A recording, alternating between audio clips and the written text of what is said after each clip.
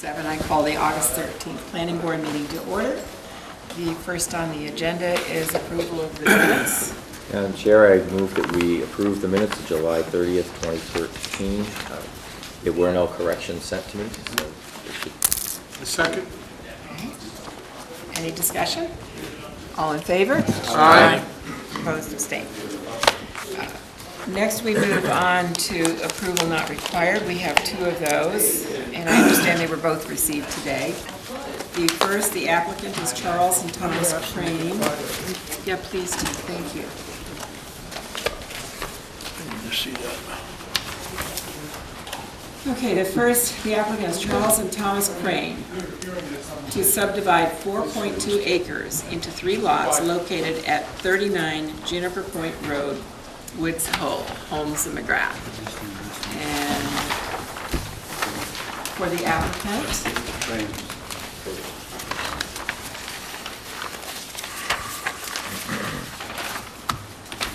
would you state your name for the record, please? My name is Tom Crane, Madam Chairman. Thank you for having me today. This is an application. I'm just going to give the historical overview of why we're here today. Then Mike McGrath is going to make some more technical points. Okay. I hope that's okay with you. That's fine. This is a property owned by me and my brother. My brother regrets his inability to be here today. We're talking about a property that has been in the family for over 100 years. The main house is on Lot 1. It's what we call the Big House. It was built in 1885 by Sea Captain Butler. Everything you see on that plan has been there virtually all of my life. All of the roads, I was born in 1950. All the roads you see have been there all of my life. I can certify that to you. The only thing that is a couple years after my life is the one cottage on Lot 3 that was built around 1951-52 for our then caretaker. Everything else you see has been there since 1952. Reluctantly, the family has come to a long, hard decision that the Big House in particular no longer fits our lifestyle or, frankly, our budget. It's been a wonderful, wonderful home to our family, but we've come to the decision it's time to sell it. So the decision is what to do. We really had 2 very limited goals, and I just want to emphasize this is in no way a commercial subdivision. We are trying to do only 2 things with this.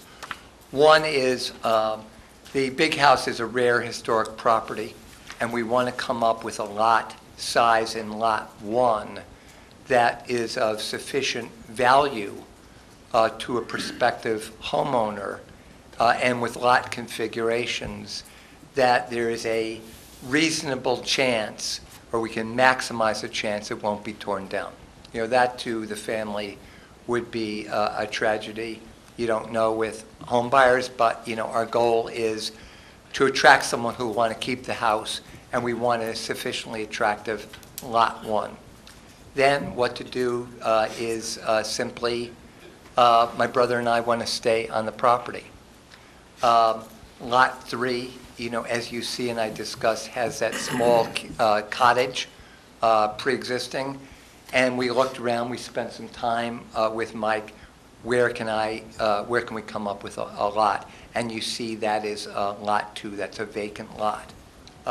So again, the simple goal is for me and my brother to be able to do this, have an attractive buyer for the Big House, and for us to stay on the property. And that is really what we're trying to present to you today. Thank you. Thank you. Mike? I prepared a letter, and I gave you an exhibit that's a colored copy of the town GIS. And I don't normally prepare this type of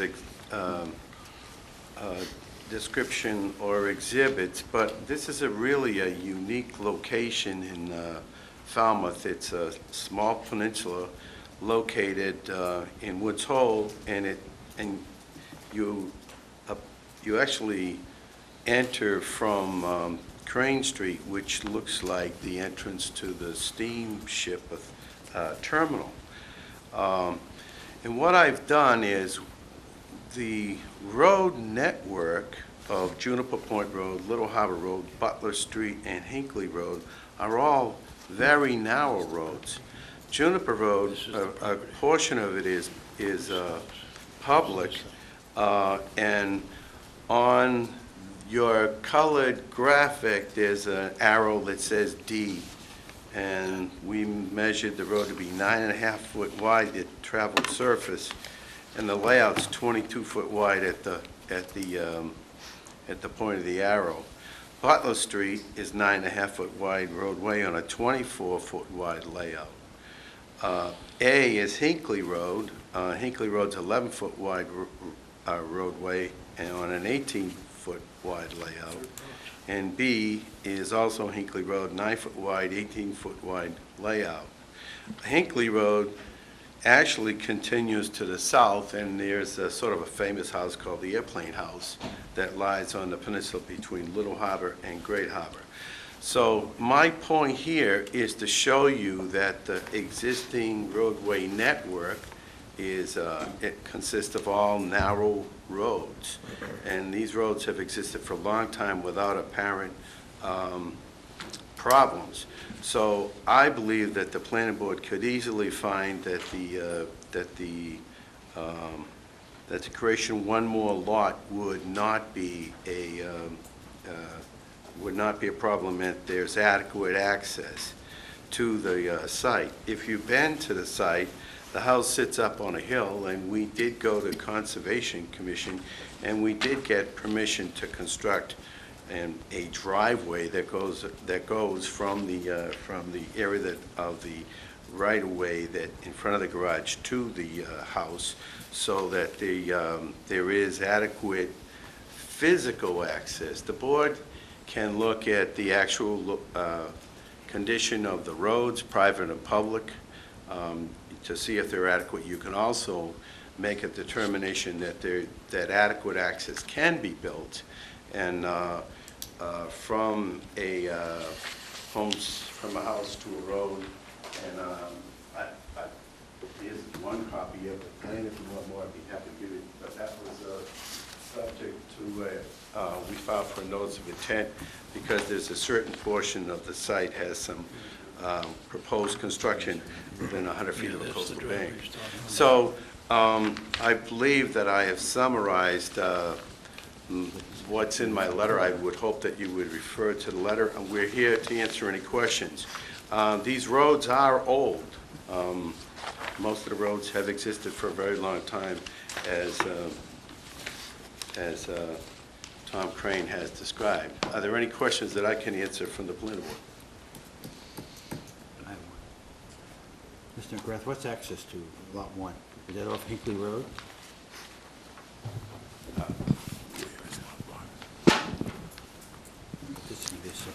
Lot 1, we show physical access coming this way. This actually doesn't exist. I don't know why it's shown like that. Yeah, it doesn't exist. There is like remnants of something from a long time ago, but the plan here.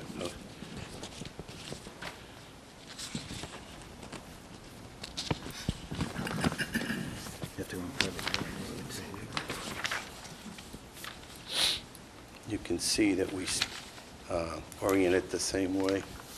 Hold on for a second.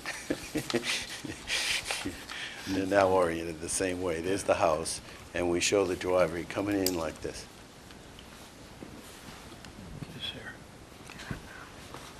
That comes from private property. Well, this Juniper Point Road is labeled on the GIS all the way down into here. Hinckley Road is labeled all the way through here. So these roads exist. They've existed for a long time. That's my question. Do you come in from Hinckley Road to Lot 1? You could. To private property?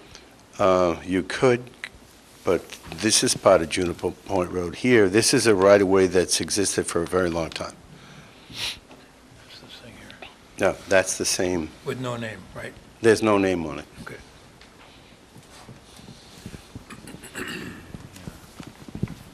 See your point coming through Some this private property. this lot to get to that. Mike, how are the roads maintained during the winter and when any repairs need to be made?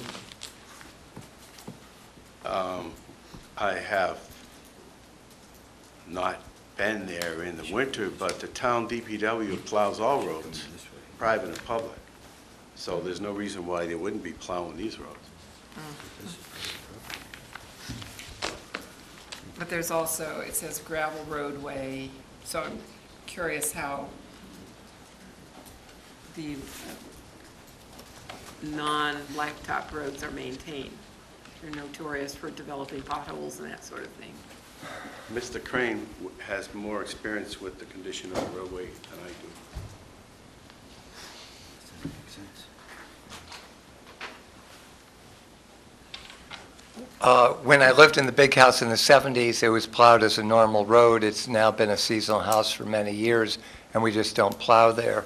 Obviously, with Lot 1, we hope to use it full-time, and, you know, my house in Weston, we have this same kind of driveway, and some pebbles get moved around, and you just have a little more work in the spring. Essentially, it's a driveway is what you're saying. Yeah. really. Okay. Okay, this is an A&R. Any further discussion? Usually we don't have this strong presentation here. Is there any further discussion on this? May I have a motion then? Well, Okay.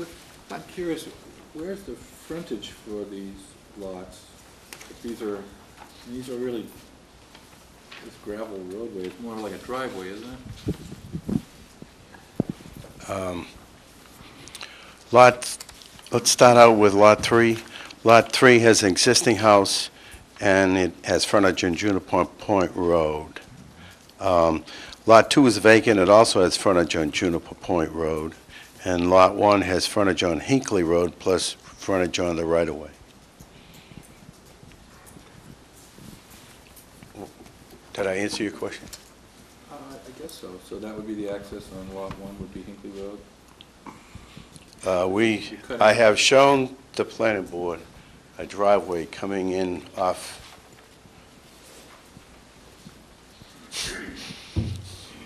oriented the same way as this. It comes in off of here, comes up like that. That's what this is.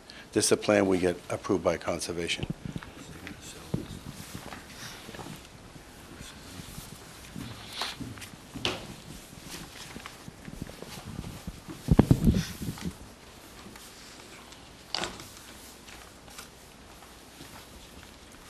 Kind of hard to read that. I'm still confused on the frontage for Lot 2. I got what looks like to be Juniper Point Road going up the middle of Lot 2. Is this this is all Lot 2, this whole thing right here? That's right. And this road looks like it's going right up the middle of the lot. So you're counting frontage? Yes, I'm This- counting kind of frontage on this edge right here? on that side the whole way, yes. Now, when you calculate the square footage, are you still counting the road in that square footage?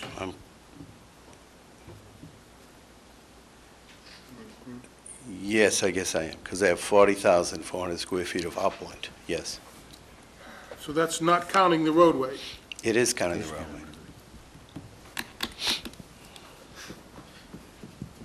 Isn't it more, I don't understand.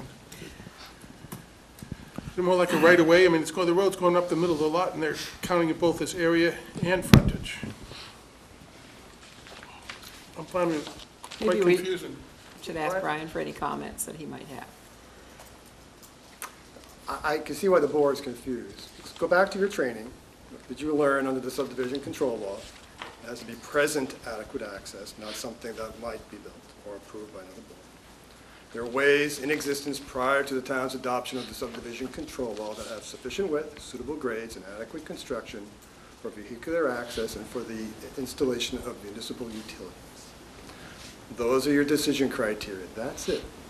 A&Rs are ministerial acts, routine in nature. Anyone's development plans notwithstanding, that's the only thing in front of the board. Does the plan depict the subdivision as defined? And my recommendation to the board at this point is, seeing how you're all kind of scratching your heads, and they're essentially subdividing off of a driveway. So in my opinion, is the plan depicts a subdivision. Further plan board review is necessary. Madam Chairman, can I speak? Sure. The key thing here is these ways have existed for a very, very long time. And I depict them the way they're depicted at the Registry of Deeds. So that's how I showed them on the plan. If the board, it may be appropriate to go visit the site, because we are trying to save trees and things like that by the way we're doing things. Ralph? Right, I mean, this is the first time the board has seen this. Yeah, it just came in today. We have, what, 10 minutes to make a decision here? I'm not prepared to do it. I'd like to bring it back after we can consider it further and get some more input from our staff. So I'd like this to be brought back to our next meeting. Next meeting. What do you all say? So I will move not to endorse this A&R at this time. Well, why don't I just ask for continuance? You still have plenty of time statutorily. That'll be all right. So, And I don't care, it doesn't make any, I said at this time. yeah, I didn't say not to endorse it. well, But But then the appropriate thing would be for Mike to ask for a continuance. okay, I withdraw my motion. No, I don't know I think. when the next date is. it's not a hearing. No motion for a continuance is necessary. You simply move on.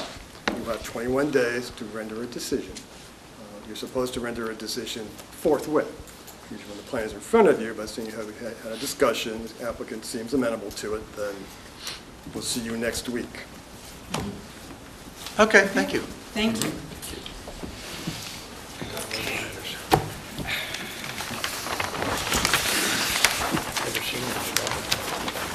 Now, we have a second A&R that came in today as well. The applicant is Richard Armstrong to adjust lot lines between 2 Sweet Lode and Lot 001 Ryder Road, north of Falmouth, BSS Design. And Mr. Curry, you wanted to make a comment on this, I believe, didn't you? Oh, no, ma'am, this is, Oh, okay. I have no concerns. Oh, all right. Thought you did, sorry. All right, Tom.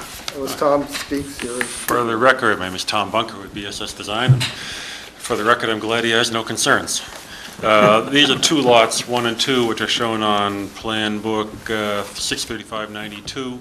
We did this just a couple of years ago, created these 2 lots, and we're now just adjusting the lines between the 2 lots. We're not creating another lot. Same 2 lots, basically.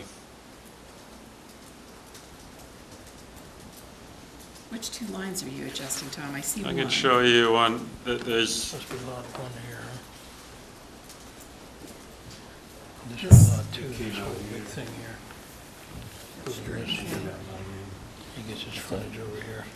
They came out here, they're moving this line in. Oh, so this one wraps all the way around it now. Yeah. Lot 2 always wrapped around it. Lot 2 always contained the traveled way called Sweet Road. Okay? And what it is actually a little bit of a sort of a, what they call it, a cutoff or a bypass that was part of Lot 1. It's not shown on this plan, but that little cutoff is being removed from Lot 1, so it's now part of Lot 2. So basically just taking some area out of Lot 2, or out of Lot 1 rather, and over by the paddock, moving that line of Lot 1 north a little bit to give it a little bit of area back again. It's 2 lots before, still 2 lots. 2 lots, just lot line adjustment. Yeah. Okay, does anybody have any questions of Tom or comments? No? All right, may I have a motion? Comments from the staff? Yeah, go ahead. Not a subdivision as defined. I move that we endorse the A&R Mr. Armstrong on 2 Sweet Road. Okay, Second? it's been moved and seconded. And if there are no further comments, all in favor? Aye. Opposed, abstained. Thank you. Thank you. Moving on. we have a presentation, the draft CWMP and final EIR and targeted watershed management plan of July 29, 2013, and board comments. Eric? Thank you, Madam Chairman. I'm Eric Turkington, Chairman of the Town's Water Quality Management Committee, and we have been working for the last couple of years, and before us, the Review Committee, a couple before that, and another committee before that, on what the town is going to do about the estuaries that surround us and which we have unfortunately allowed to deteriorate to alarming levels. A year ago, the town put a plan together and submitted it to the state, the Comprehensive Wastewater Management Plan, which described what the town intends to do. And it's now a year later.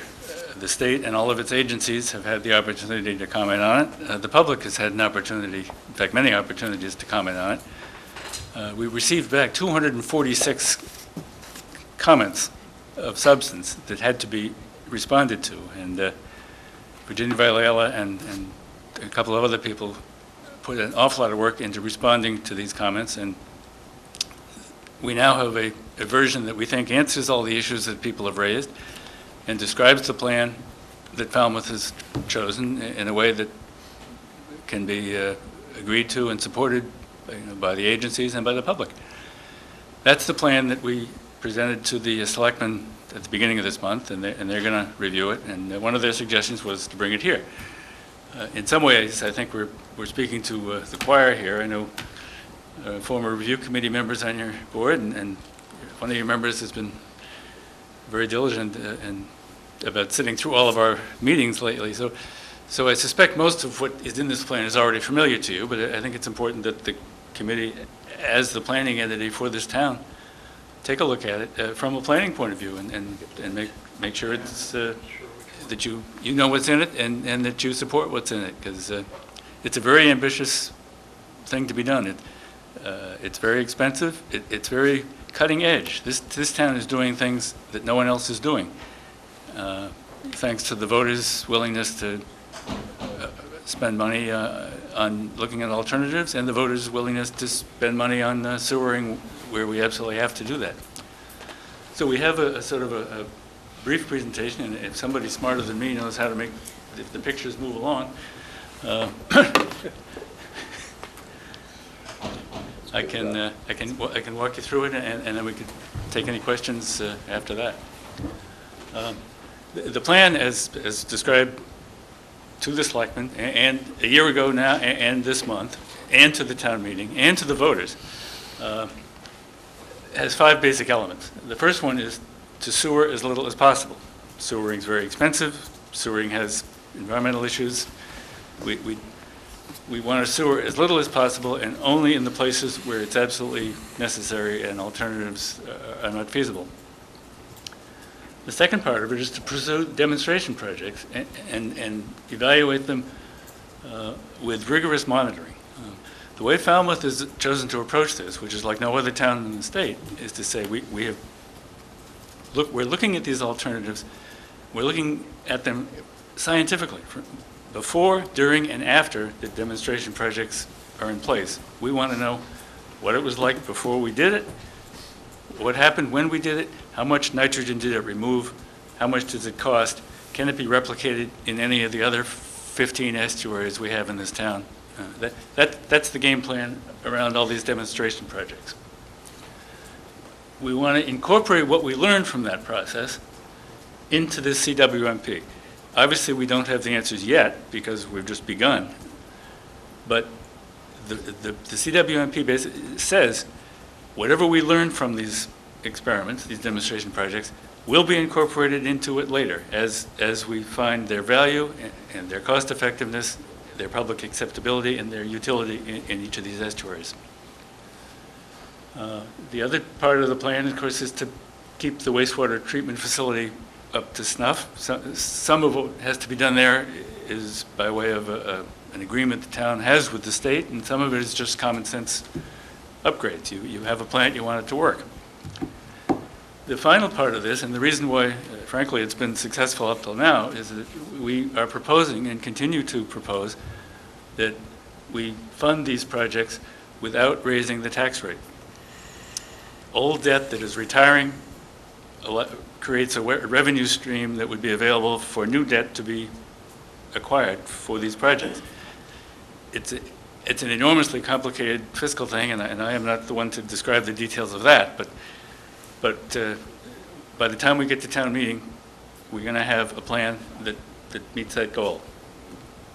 Implement what we need to implement and not raise the taxes.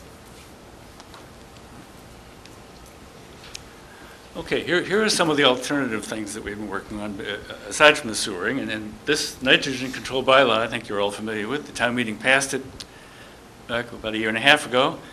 It went to Boston, and the Attorney General shot it down, saying that the legislature, in its wisdom, had, in the meantime, passed a law giving jurisdiction over nitrogen control matters to the Department of Agriculture at the state level, and Falmouth was out of luck. Falmouth did not take that for the final answer. Falmouth's legislative delegation, Senator Murray and Representative Madden, put together some language, got it into the state budget, passed it by the governor without a veto, and it is now the law of the land. That Falmouth's bylaw is in effect. So we are the only town on Cape Cod, and probably the only town in Massachusetts that can say that. So that is where we are on that. We met just last week with the town agencies that will be dealing with this and talked about how it's going to be implemented, that we need a serious educational effort because people need to know what we all know, which is nitrogen from fertilizer is the second largest cause of the deterioration of these water bodies. And they need to know that, and they need to know what they can do about it. So it'll be more carrot than stick as far as the enforcement goes, at least at the beginning. But it is a tough bylaw in the sense that it precludes fertilizer from being applied within 100 feet of any water body, which is really important because that first 100 feet next to these water bodies is an area that you can get a big bang for your buck if you reduce the fertilizer use there. So that's the first piece that's been rolling along since in the last year.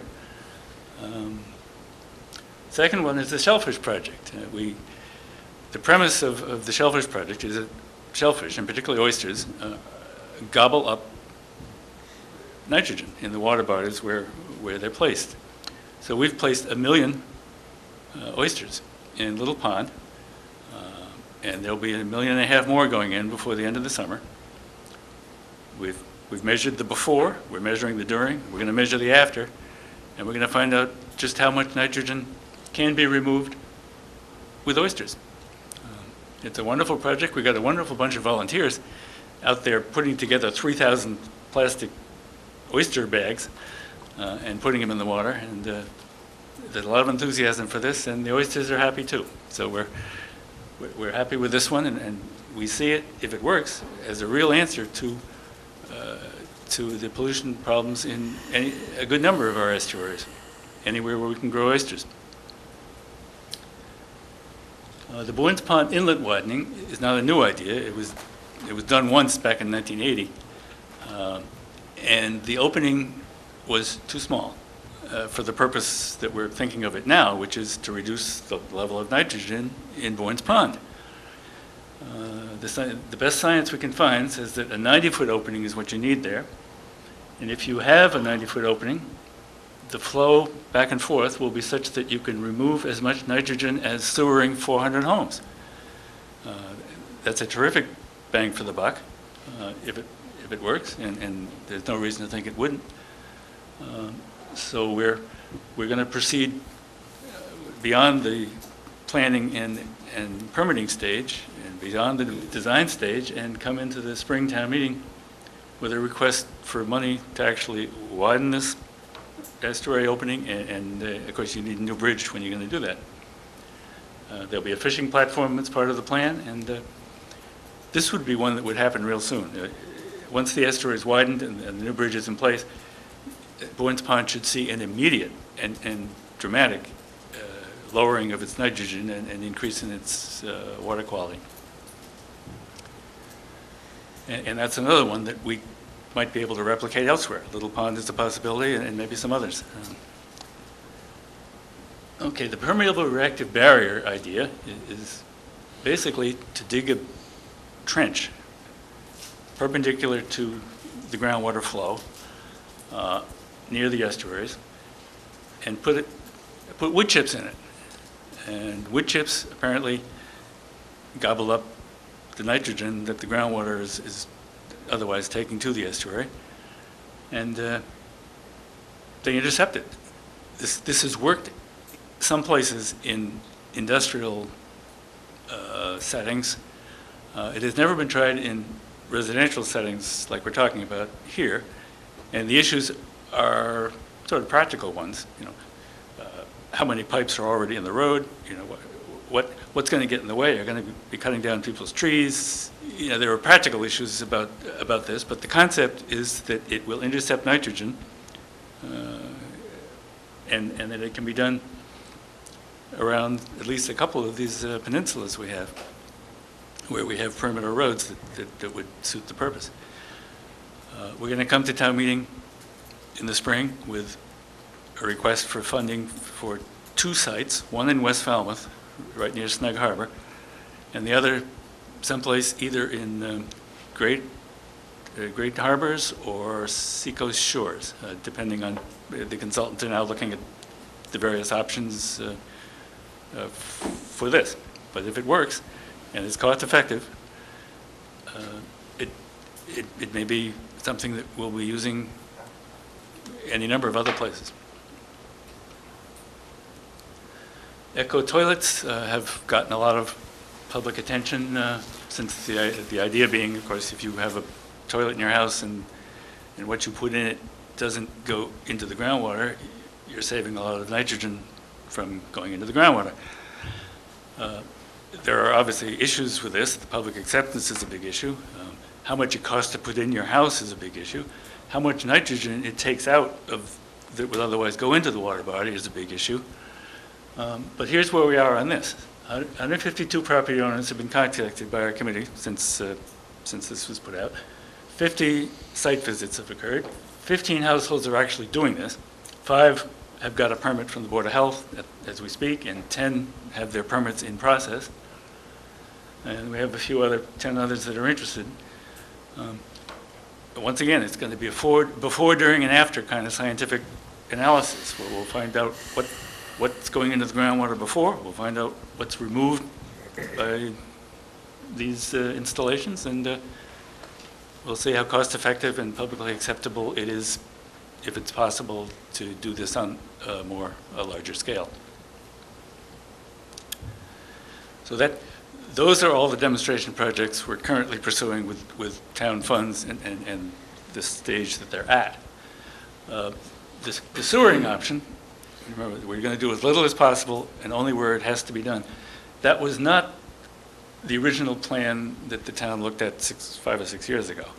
That original plan, you remember, called for sewering everything from Falmouth Heights over to Wacoit on all those peninsulas, and going north of 28, even into parts of Hatchville.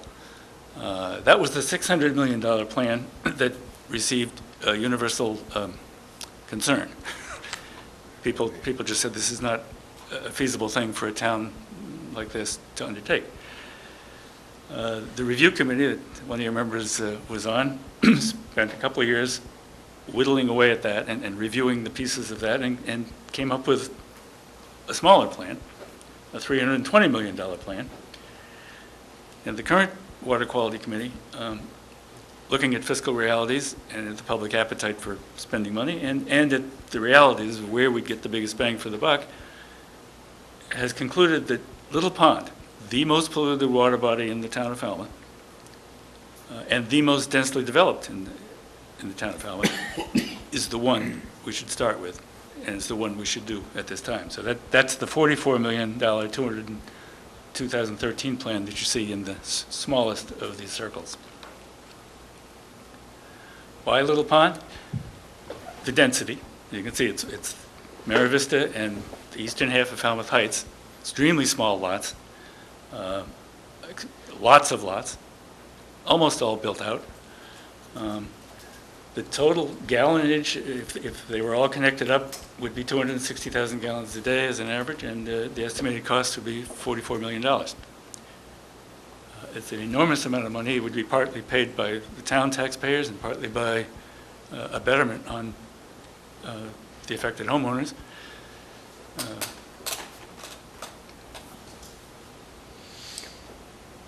Technology, All right, here we go. batteries. So those are in essence the elements of the plan that the selectmen approved a year ago, that the selectmen have before them now, and that hopefully will go up to the state as a final product by the end of September. We have a few more things to do in town here before, and aside from that. One is, in 2 days, we have to submit a list of projects to the state that we might take up.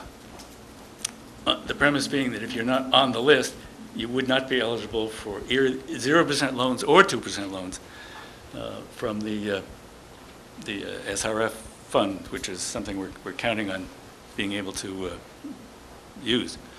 So that's going to happen real soon. By October, this CWMP plan that we've just been describing will go to the state, and in November, we're coming back to the town meeting. We're going to submit 3 pieces to the selectmen, and obviously they're going to consider them and maybe change them and maybe submit them. But the pieces we're hoping to have submitted will be one that a piece of special legislation that allows Falmouth to charge its betterments in a different way than state law requires. We want to make it as cheap and as affordable for the homeowner as we can, and the current state law doesn't do that. We have a number of ways that would do that, and we're going to suggest that to town meeting, and hopefully they'll ask the legislature to give Falmouth the ability to do that. Checkerboarding is an idea that is being put forth by the Eco Toilet folks. Their premise being, if you install an Eco Toilet and you're not contributing to the nitrogen, you shouldn't have to hook up to the sewer. Current law is that you do have to hook up to the sewer if it runs by your street. So they would like special dispensation, as it were, from having to hook up if they in fact have an Eco Toilet and it in fact does the job on the nitrogen they think it will do. So that'll be a piece that comes to the selectmen. The flow neutral bylaw, in order to get a 0% loan, which makes a huge difference in financing these things, it would save the town about $600,000 a year for the next 20 years over a 2% loan. So it's worth doing. In order to do it, you have to have a bylaw that basically says, in these sewered areas, you're not going to give people the ability to develop extensively beyond what they already have by way of water flow. Brian has been working with us very, very, very helpfully and very usefully, because we don't do bylaws, and he does. And I think we've got a pretty good handle on what they need and what we want to do in this town, and I think town meeting will like it. The last piece is going to be the question of betterments. It could be a 0 betterment, it could be 100%, it probably won't be either one of those. There'll be something in between, and that is a decision the Board of Selectmen get to make. And we'll look forward to seeing what they recommend. In January, we hope to get back the approval from the state for the CWMP. In February, the Cape Cod Commission will hold a hearing and offer their input. In April will be a town meeting for some serious bonding money to fund a couple of these alternatives and the construction of the sewering piece. And in May, the voters will have their say on that question. That's the short version, and I appreciate your patience. Thank you, Eric. If I could answer any questions or comments, I'd be happy to. Does anybody here wish to, Ralph? Can we go back to the last slide, please? Is that possible? Yeah, under the flow neutral bylaw, Eric? Right. Isn't that developed by the Board of Health? Well, John Waterbury, who's on the Board of Health, is on our committee as well, and he's sitting with us. But the bylaw is not, it's not going to be a zoning bylaw, No. and it's not going to be a Board of Health bylaw. It's going to be just a plain old town bylaw. Okay. No new But bedrooms? their input obviously has been Right. Right. critical. Okay, and then, let's say I had one other question.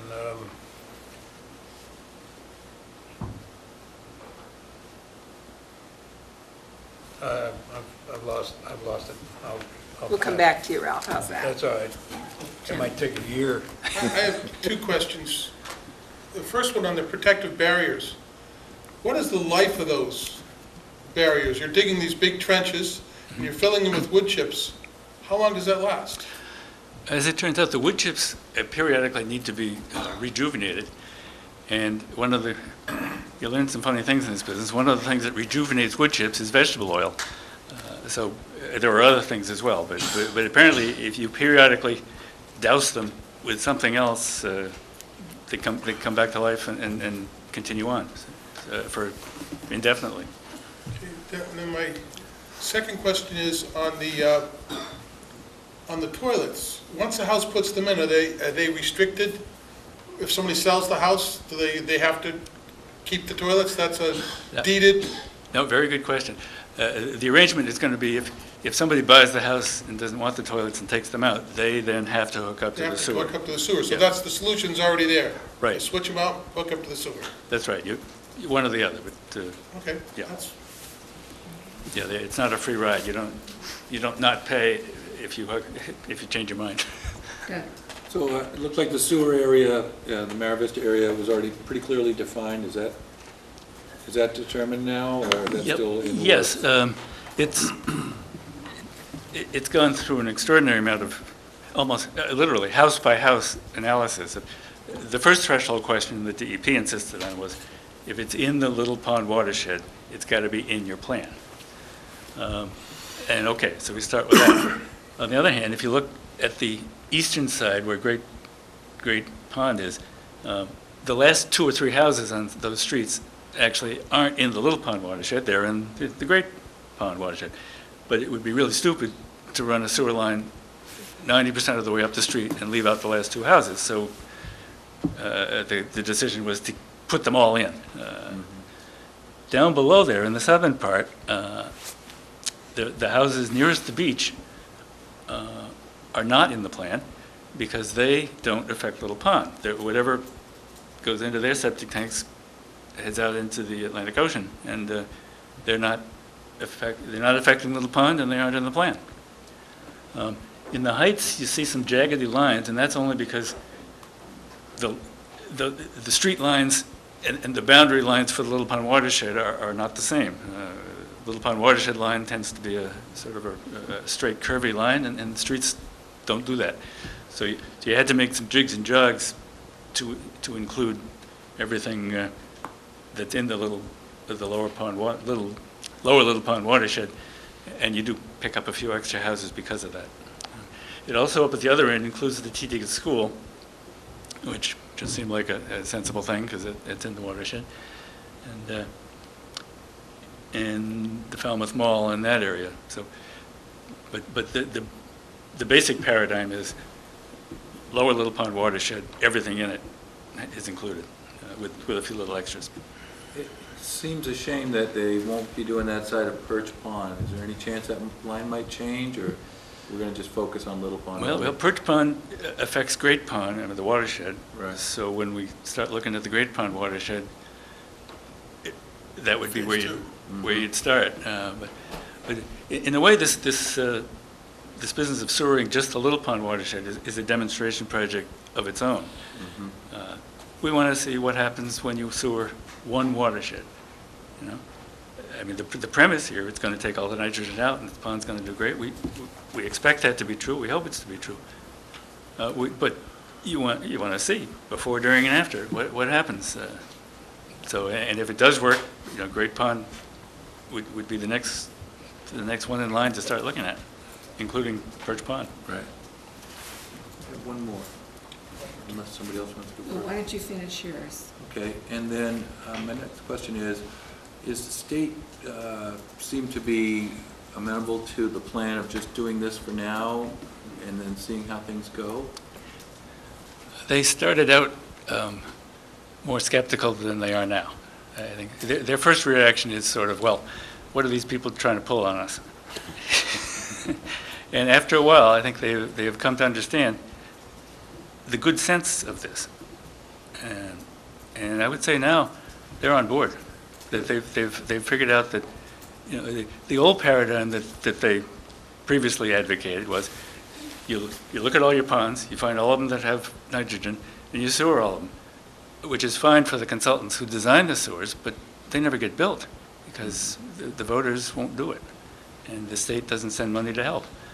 So they're looking at this as a plan that could actually happen, because we've narrowed down the sewering, and we've put a lot of stress on the alternatives, and they like it.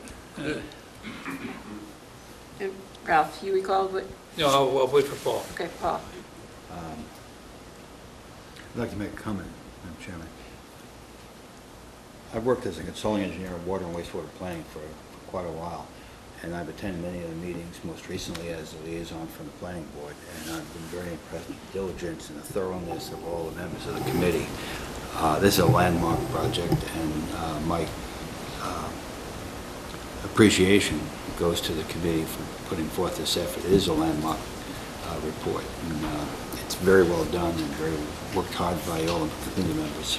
Well, thank you. Compliments. Thank you. We have an extraordinary committee. We have 3 former selectmen. We have, I don't know how many PhDs. Until recently, we've had a consulting engineer from one of the biggest companies in the state.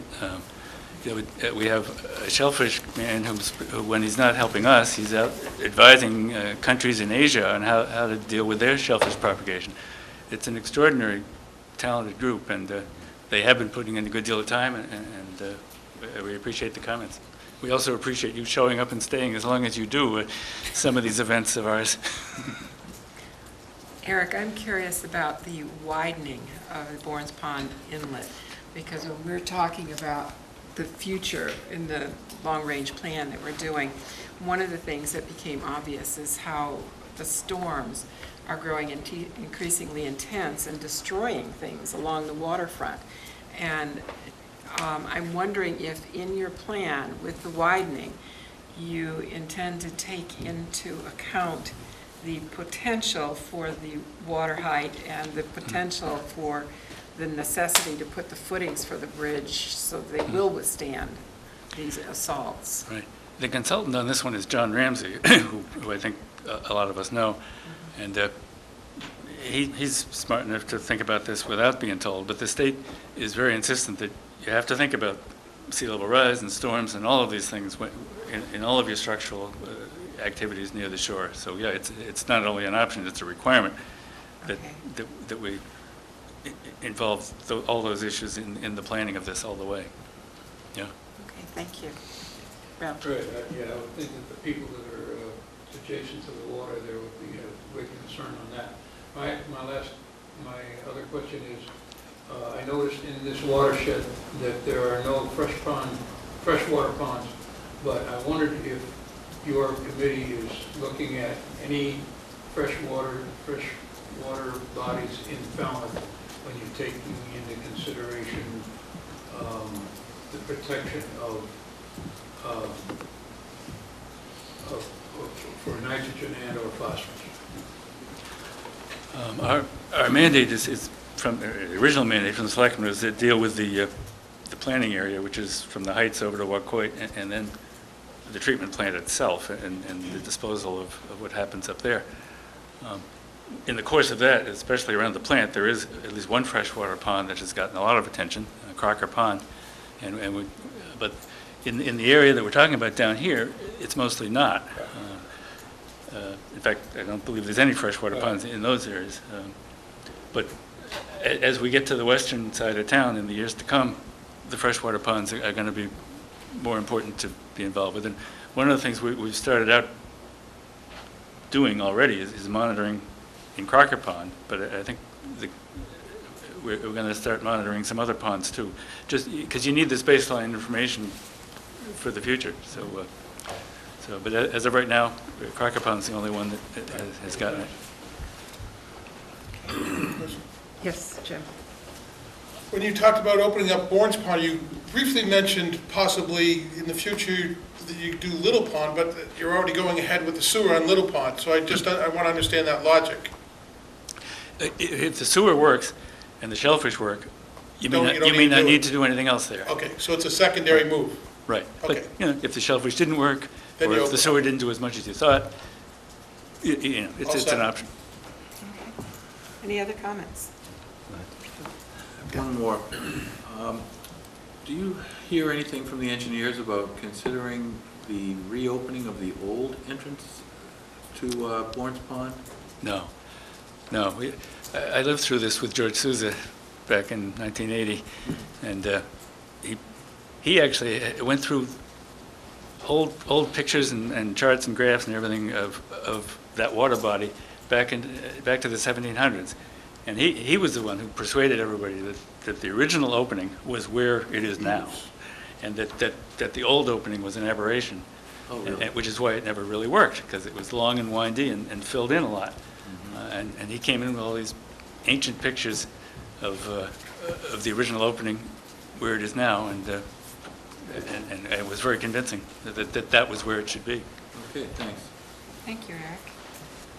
Anything else? Paul, I'd like to make a motion. please do.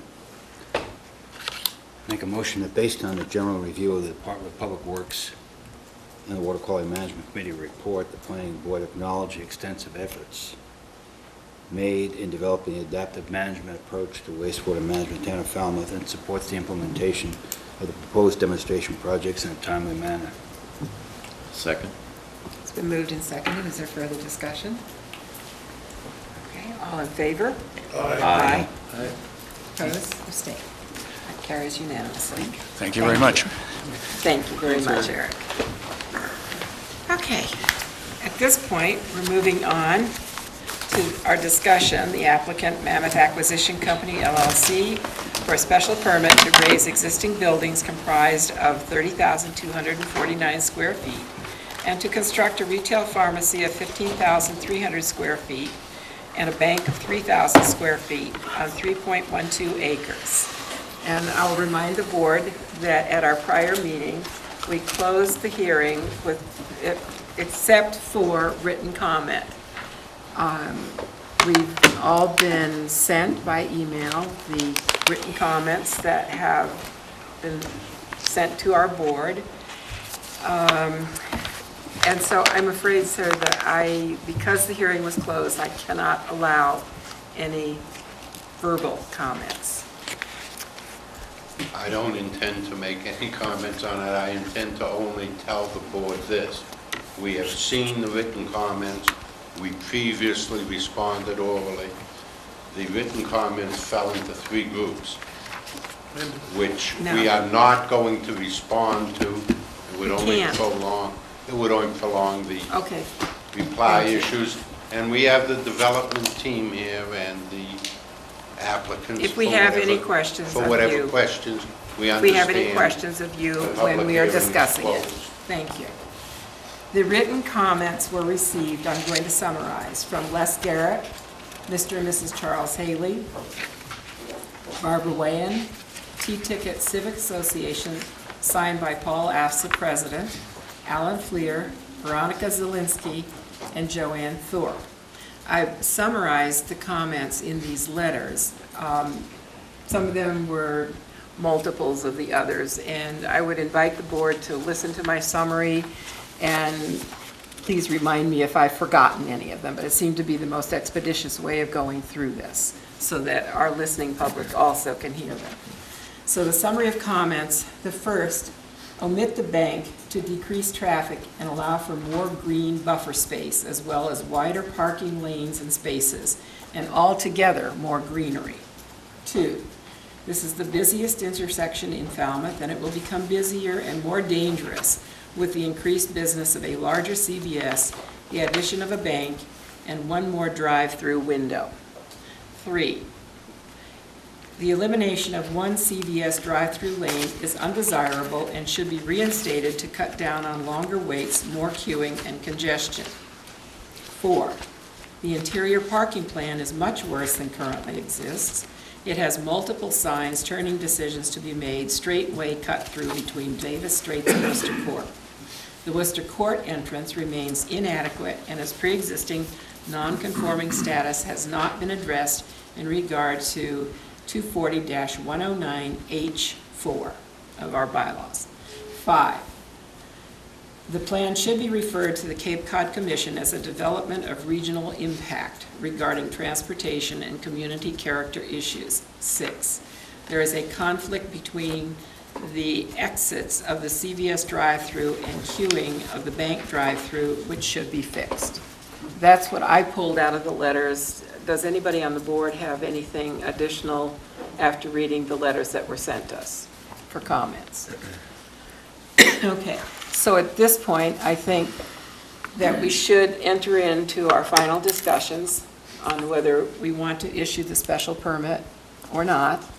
And in regard to that, we can take into account anything that has come before us, not just since we've reinstated it, in making our decision. So I'll open this discussion at this point. Ralph? I usually go last, so it's sort of fun to go first. In looking at 240-216, which is the special permit bylaw, and the decision portion, there's 3 things that I would like to hear my fellow board members discuss. A, B, and C. The adequacy of the site in terms of the size of the project, the site.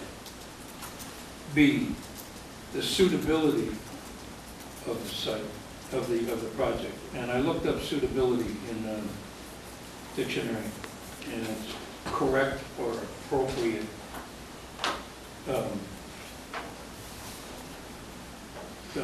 development, correct or appropriate development.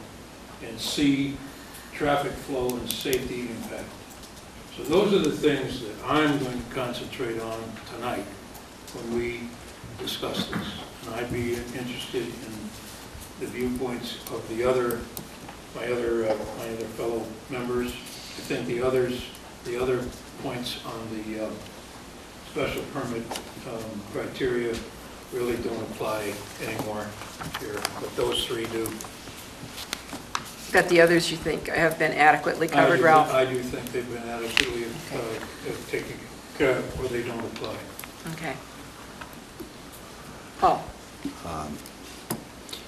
I'd like to comment, I think there's been a number of changes that have been very positive. The architecture, the landscape planning, and things of that sort. I was very pleased to hear the changes in the internal parking that were proposed at our last meeting. It's still a tight site, it's still creating some issues, but I think they've gone a long way to addressing many issues we've been talking about. I find sections A, B, and C to be problematic as well. I think trying to squeeze too much into this area, most notably the second drive-through. That seems, every time I try and reconcile the traffic pattern on this, it's the 2 drive-throughs just don't seem to work for me. On section C, and these are from my original comments from the first vote, from the motion that said that the board finds the impact on traffic flow and safety to be acceptable. Acceptable to me is a minimum standard. According to the dictionary, acceptable means meeting only minimum standards, barely adequate, capable of being endured, tolerable, bearable. I was looking for improvement over the current site. I believe Falmouth, and especially T-Ticket residents, deserve more than tolerable conditions when it comes to their safety while patronizing a business establishment. This site is terrible as it is now, and I do not see anything that makes this any better. There are about 13 locations on this property that require driving instructions. That's more than within a half-mile radius of this site. We have an elderly population that utilizes these facilities. Having all that signage and all that traffic direction, to me, is not a safe situation. I find the parking around the bank to be fragmented and confusing. You've got drive-throughs and little alleys going off into separate parking areas. I also raised concerns about the Worcester curb cut being too close to Davis Straits. I still think that's too close. The radius exit onto Davis Straits places oncoming traffic in the existing vehicle's blind spot. I also am curious as to how deliveries are made when the loading zone is over on the side. If you use your GPS, the only way you're going to come in there is if you come going northerly on Davis Straits and you come into the Y and you go in and you back up, that's fine. But most GPSs are going to run you down Jones Road and turn you down Davis Straits, and then you can't make that turn in there. So that's problematic. Let's see. And I think the same thing with other residents that are here for the summer coming down. They want to come in and make a left-hand turn into here because they missed the light or didn't get in the left-turn lane in time to come in that way. I just think it's confusing that way. The applicant was asked to provide accident report data for this area. We haven't seen that. I don't like the traffic flow to and through the drive-throughs, as I mentioned before. I asked about the buildings being reconfigured. I didn't see any attempt at reconfiguring them. It seems to me that the buildings are dictating everything else around it, and it just doesn't seem to work. Let's see. The northern section of the parking has the odd little islands there. I think having some drive-throughs there would be a little bit better. And the line of sight created by the 90-degree corner with its columns and everything else, I still find that problematic. It creates a blind spot, especially when there's cars parked around that corner. It's difficult to see. So those are my comments on A, B, and C. I do have more comments on section D when we get to that. Tim? Everything's been said, I have nothing new. Okay, Doug? Well, one of the main comments was that, this much development doesn't belong here. But, that's a state highway, it's in a real business area. If it doesn't belong here, does it belong anywhere? I mean, one person who did the written comment said, put it someplace else. I don't know where that would be. It seems to me appropriately located. I agree the parking is a little bit convoluted. I don't know, it's an improvement over what we already almost approved. So I don't think I have too many negative comments. I think that even though a lot of people have been critical of the parking lot, I think it's an improvement over what we have there now. Not a big improvement, but it's an improvement. I think it'll work better than what we have.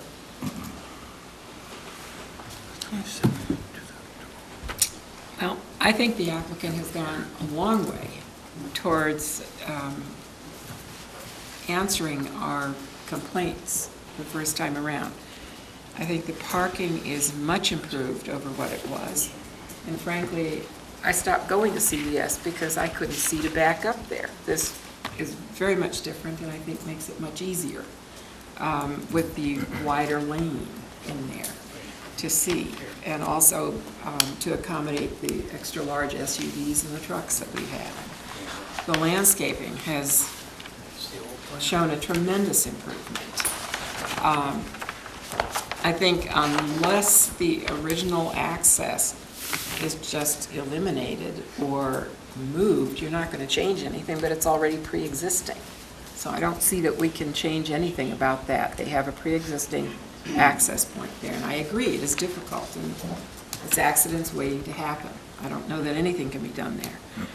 I agree with Bob's comment that it's always problematic how you're going to get in a tractor trailer because they are going to be directed down Jones Road and they are going to want to or need to turn left into there. I don't know how that can be improved. I've looked at that and I've asked myself the question. I don't see automatically the answer on that. I do think that the traffic pattern around the bank has been tremendously improved by putting that straight shot through.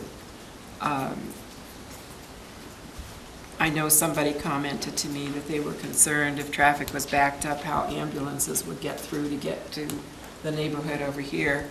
Well, that makes it even more probable that an ambulance could, if necessary, cut through there to service the neighborhood. I have always wondered whether there is too much on the site for the size of the site by adding the bank in there. It's a modestly sized bank, I think. I don't know what a bank square footage requirement is, but I've always wondered if that is maybe a little bit too much overusage on that lot. So, adequacy of the site, I think those are my comments on adequacy of the site, that it might be a little bit too much with the increased size of CVS and the addition of the bank. However, looking at that, it's certainly no more compressed than many other areas in usage. I think it is a suitable use. The CVS is already there. And I think it is, answering Ralph's comments, I think it is much better in terms of traffic flow and the safety impact internally. So, Ralph, you've gotten the response of the board, so. Okay, thank you.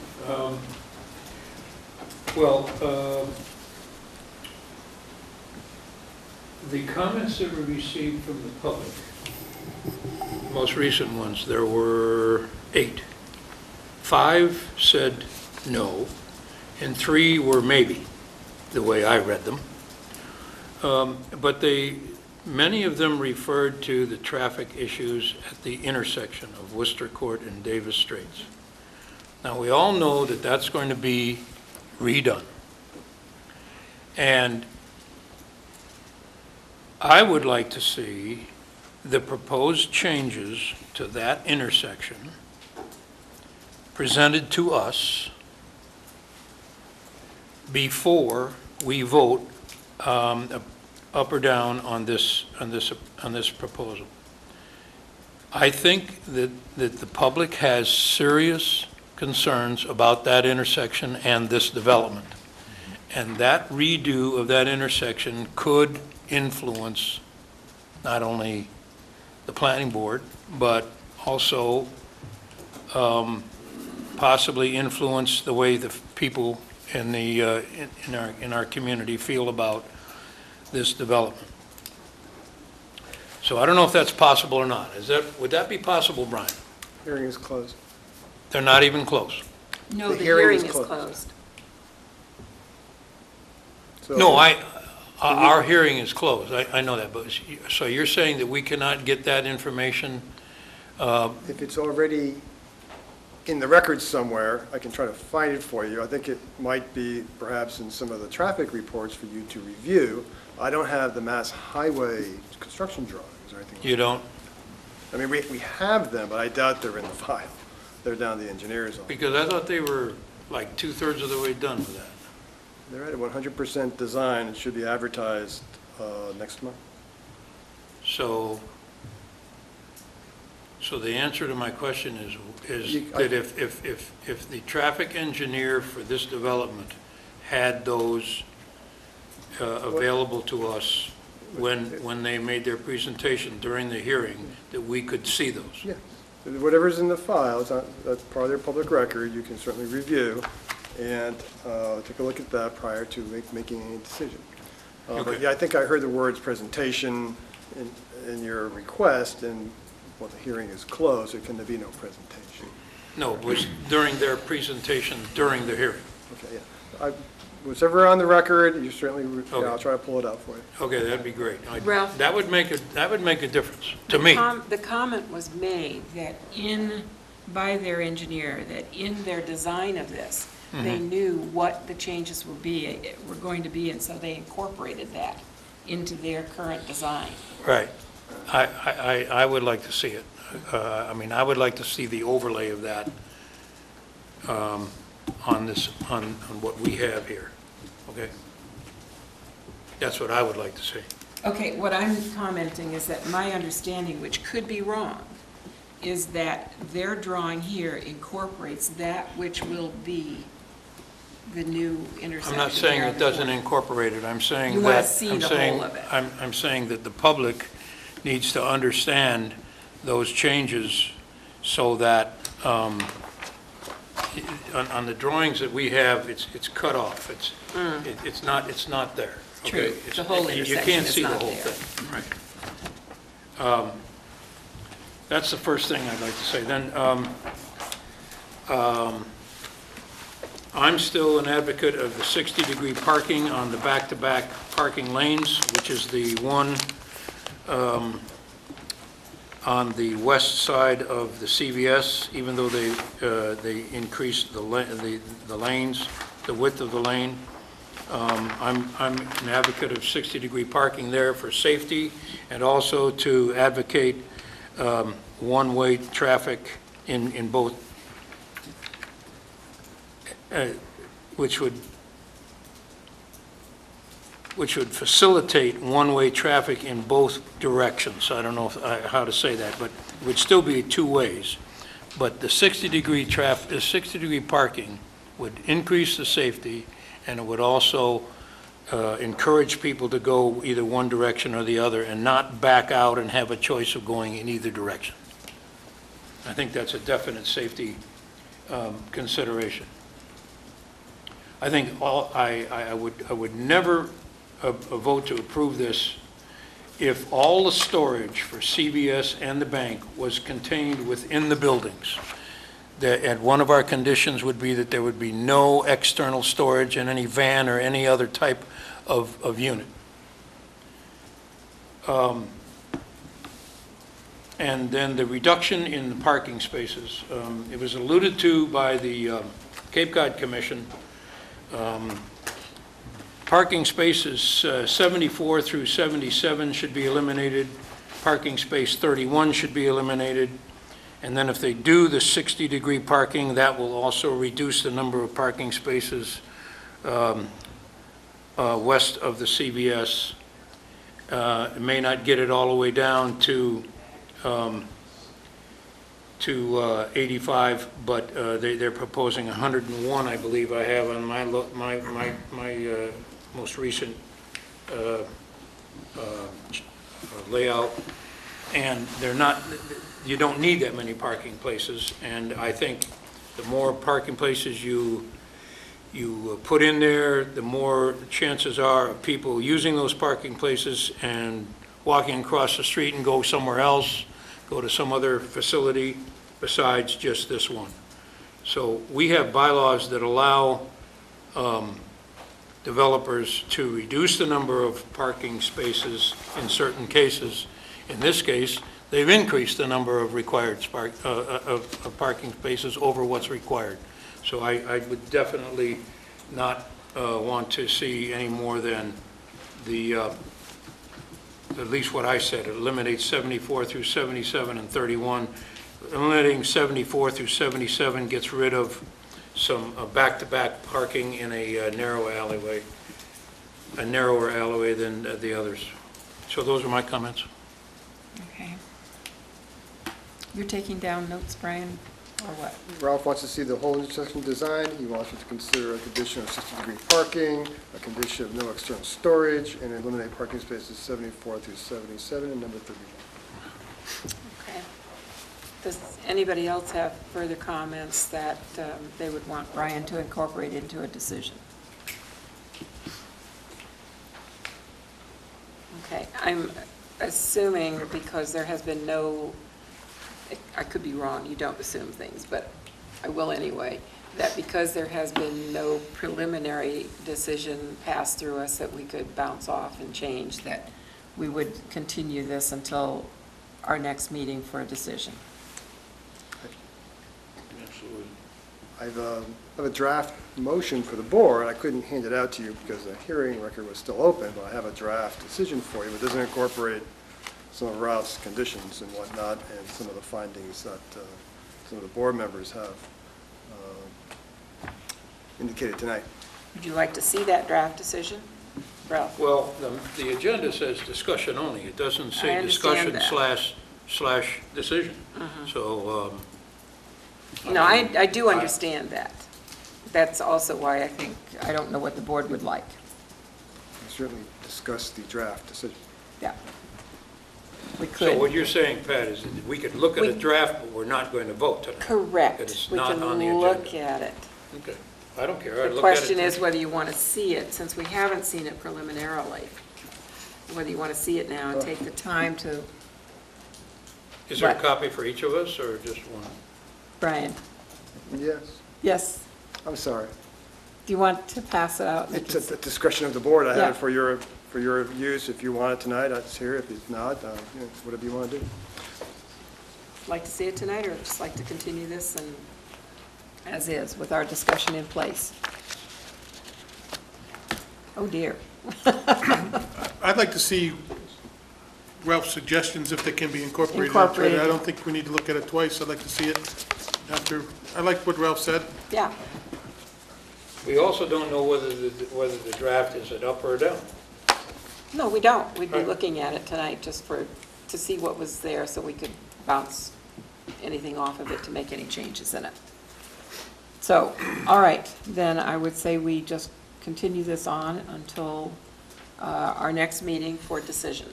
The only thing, we have been limiting our conversations to A, B, and C. I thought we were going to go further on. We certainly can if you down. wish. Well, I want to. But I thought in general, this was a generalized Yes. discussion. The only thing I want to say is, I was objecting to the architectural significance, and I believe they've solved that issue from my concern, both in the additional details they put on the building and in what they've showed us, not just here, Right. but once they showed us how the building looks on the site as opposed to the buildings next door, my concerns about the view from Davis Straits have been taken care of. Okay. Bob, you indicated that you might have some comments on Oh, the... yeah. Oh, all right, go ahead. Although the building's architecture doesn't come under our site plan purview, it does get consideration under the special permit review. The planning board has discussed on several occasions the vision for continuing the Main Street model along Route 28 to T-Ticket Highway. CVS has the opportunity to become the anchor to the beginning of the redevelopment of this corridor by producing a building suitable for Cape Cod. Every region of the country has or had at one time definitive architectural styles that contributed to a region's identity. The corporate logo architecture being proposed does not reflect, complement, or enhance the region's architectural history. Why should T-Ticket get stuck with yet another corporate cookie-cutter design? I find the building design to be grotesque. The northwest corner with its imposing out-of-scale portico reminds me of a White Tower burger joint and looks the same as Rite Aid and Brooks. If this project were to be built on Nantucket or Martha's Vineyard, it would certainly not be the design we have before us. CVS, in my opinion, is missing a grand opportunity to make an architectural statement to help promote the vision for this area. There are many examples across this country of large corporate businesses that are intimately woven into the character and sensibilities of their environment. In fact, corporations have been inspirational in some towns for reviving lost character. Just because, according to some, that the ship has sailed on the architectural integrity of this part of T-Ticket, it should not preclude any attempt to restore or revive some of the architectural character of the area. Restoring architectural integrity is not Disney World if one considers that small-town America inspired Disney. Just because other buildings in the vicinity lack taste does not mean that new development should also. One thing I've learned on the planning board is that you plan for redevelopment opportunities so that you're not always in a reactionary position. This is one such opportunity to get it right, and I, for one, do not want to let it slip past me. The vision for continuing the Main Street model along Route 28 T-Ticket Highway corridor to reflect the success of Falmouth's Main Street redevelopment is not only a vision for enhancing the visual environment, but also the economic environment. CVS, by virtue of its plans to level the entire site, has the unique opportunity to partner with Falmouth and to become an inspiration for the redevelopment vision Falmouth deserves. It has chosen instead to contribute to the continued degradation of the village of T-Ticket. As Frank Lloyd Wright once said, the building should grace its environment rather than disgracing it. So those are my humble opinions on the architectural design of this building. Thank you. Are there any other comments on the impact on the neighborhood visual character, including views and vistas? Doug? I think there's significant improvement with the landscaping and the plantings, and I don't think the building's that bad myself. I think it's grotesque. You know, personal, I guess. Yeah, this is always a problem and why we don't get involved in design of buildings too, because it's all, a lot of it is in the highs. But it is in the visual character of the neighborhood. I do agree with you, Doug, that the landscaping has led to a lot of improvement of the visual character of the whole development. Especially the berm that helps to hide the parking lot. It will mask the lights at night, so. Well, I want to just say, I agree with everything Bob said, except that I can't find this as being less detrimental than what's there, and I think that's really what we're looking at under this, not whether we like the architecture or not, or whether we find it more or less. And I think what they've done, moved it around, I think it works. I don't really like it, but I don't think my interpretation is we don't get to judge whether we like the architecture or not. We got to find if it impacts the site more or less, and I can find that it doesn't impact it more. So it's okay. Okay. And I'm looking for improvement, and we've heard people say that they don't like what's there. And we're looking for an improvement, and to me, this is not an improvement over what's there, because I don't particularly care for what's there either. Okay. Are there any other comments, or shall we move on with tonight's meeting, and Brian will put a decision together that we will discuss next week? I have one last Yes, comment. Is there no way to improve that existing curb cut onto Worcester Court? Is it because it's existing, we have to work with it as it is? Is that the reasoning? You have the authority to modify it at your discretion. Oh, I guess I misunderstood that. I thought it was because it was existing, we had to live with it. Yeah, I thought so too. Yeah. The curb cut on the state highway is under their jurisdiction, but these are town ways. You are the special permit granting authority, it's within your purview. So that curb could be a little bit softened, and that entrance could be a little bit wider. That would be my comment.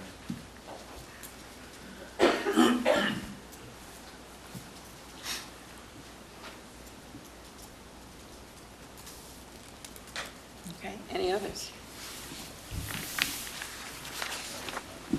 Okay, so then we will move on with our meeting. And And so I'm right, the board's motion as a positive motion, a conditioned approval. I have now 9 conditions. That's what I'll write for the board, and you can vote accordingly. Right. There's no one that disagrees with that description that Brian just gave us, correct? Okay. You may talk with Brian, but our hearing has been closed, so please do speak with Brian. Okay? Thank you. Okay, next on the agenda is any future items that you wish to put on our agenda, so we do have the list. That's next week, is it not, Brian, the next meeting? Next Tuesday, a week from tonight. In the morning. Okay, so, A question about the future agenda items. When do we start seeing some of the ones that we I- have suggested? Brian, when will we start seeing some of the future agenda items that we suggested? Oh, what was it, about 4 weeks ago, I think? Yeah.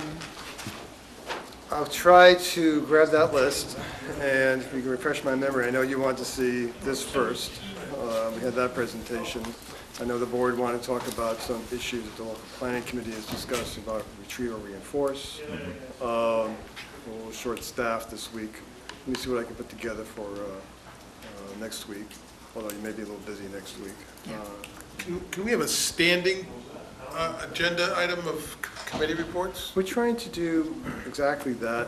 As we're rewriting that program budget, I talked to Pat about that, to have at least one meeting a week a month devoted just to local planning committee issues. And we're trying to put that together here, especially after the close of the warrant. We're busy, as you know, working with other committees, the flow neutral bylaw and all that jazz, and the warrant closes in 2 weeks. So if the board can give me a little guidance right now as to exactly what you may want to see next week, that'd be good, if you have any preferences, because I know there was a list of things. Yeah, I did not bring the list with me tonight, I apologize for that. I'd suggest some of the things that we've been talking about on our committee, which would be the rebuild or retreat. Yeah. The zoning bylaw that Chatham has. So those types of issues, so that we can incorporate. I'd like to get the board's So we can input. move ahead. Yeah, so we can move ahead, get the board's input on some of those things. I think the what'd you call it, blocking out, the retreat or Rebuild or retreat. rebuild or retreat, but sort of like ARM or retreat. Yeah. That's a decision that's going to have to be made fairly soon. I try to get those on your agendas where you don't have any regulatory matters. Yeah. So you're not, finishing up decisions or anything contentious and then have to turn your attention to planning issues. But let me see what I can do for you, at least get you some initial information like the Chatham bylaw. Go from there. Yeah. Pat, that A and R that we didn't decide. That'll have to come up. That has to be on next week's agenda. Yes, and let me get some information for the board to refresh your training a little bit about approval not required plans and what is and not, it's germane and what's not germane. Hopefully help you in your decision on that plan. Is it appropriate to have a site visit on that? I was very confused by what's on the plan. I think I might be able to take care of that plan after talking to the design engineer for you.